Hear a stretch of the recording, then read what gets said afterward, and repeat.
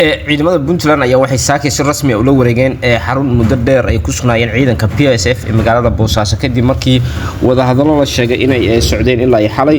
sida warbaahinta Ugbaad Media Ugbaad TV ay ka helayso ilaa lagu kalsoon yahay wareejinta xaruntan ayaa waxa u dhacday si nabad ah iyadoo aan la soo sheegin wax iska horimaad ah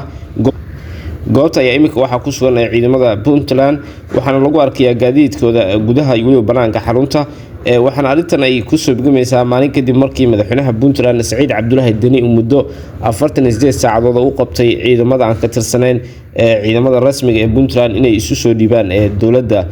arintan waxa sidoo kale ay baajinaysaa barakac ay ka waraacayeen bulshada magaalada Boosaaso inay ka dhalato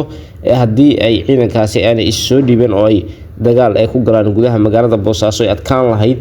bulshada iyo ganacsiga magaalada in saameyn weyn ay ku yeelan lahayd wixii arrimaha ka soo kordhay isha ku hay warbaahinta Ugbaad TV qaybta YouTube-ka